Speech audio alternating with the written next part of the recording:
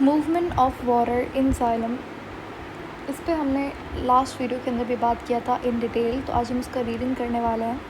हमारी बुक कहती है कि plants absorb large quantity of water from soil से मेनली प्लांट एब्जॉर्ब करता है पानी को, उसमें से 1 to 2% वाटर ही इस्तेमाल होता है फोटोसिंथेसिस और अदर मेटाबॉलिक एक्टिविटीज़ के अंदर। बाकी का जो भी 98-97% है वो प्लांट इवेपोरेट कर लेता है जब सेल्स जो है वो टर्जिड हो जाते हैं। तो अपनी टर्जिडिटी को मेंटेन करने के लिए सेल्स जो है बाकी जितना पानी होता है वो इवेपोरेट कर देते हैं। इस प्रोसेस को कहा जाता है ट्रांसपिरेशन, यही लिखा हुआ है, ठीक है। एरियल पार्ट्स के थ्रू करते हैं, लीव्स के थ्रू, स्टोमेटा के through. Before transpiration water is conducted up to leaves तक पानी जाता है कैसे, जाइलम के through. This upward movement of water from absorptive surface like root, हमारा एब्जॉर्प्टिव सरफेस है, इसको मैंने लास्ट वीडियो के अंदर भी मेंशन किया था। यहाँ से पानी एब्जॉर्ब होता है from the soil up to transpiring surface leaf को कहा जाता है, ठीक है। और ये अगेंस्ट ग्रेविटी हो रहा है, इस वाटर की मूवमेंट को कहा जाता है एसेंट ऑफ सैप। ये प्रोसेस है जिसके थ्रू जाइलम के अंदर वाटर ट्रैवल करता है।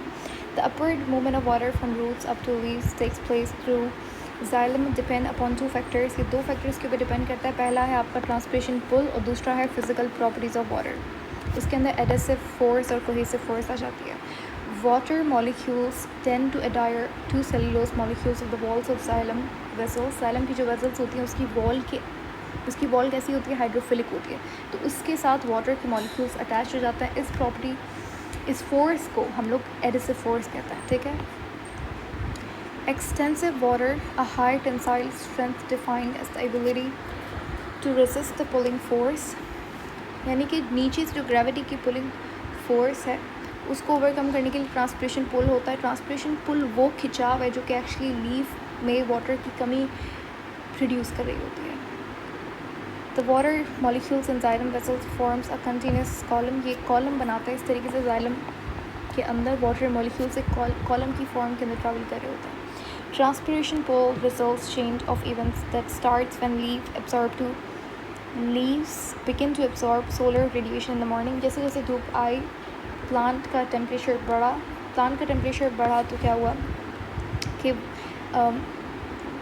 होम्योस्टेसिस का ही एक पार्ट है। जैसे हमारे अंदर स्वेटिंग होती है तो प्लांट के अंदर क्या होता है कि ट्रांसपिरेशन होती है और उससे कूलिंग इफेक्ट आता है। तो ये जो एवेपोरेटेड वाटर है ये इमीडिएटली रिप्लेस हो जाता है जाइलम से, नया पानी आता है रूट से और वो फिर जाता है लीव से, और इसी को ट्रांसपिरेशन पुल कहते हैं। तो ultimately water is pulled from xylem to meet the loss of water. असल में जाइलम इसीलिए ही जाइलम के अंदर पानी मूव करता है क्योंकि वहाँ पे वाटर की कमी को पूरा करने के लिए ये चीज़ हो रही होती है, ट्रांसपिरेशन पुल इसीलिए आ रही होती है। Thus water in xylem is placed under tension which is transmitted to root through properties of water columns in vessels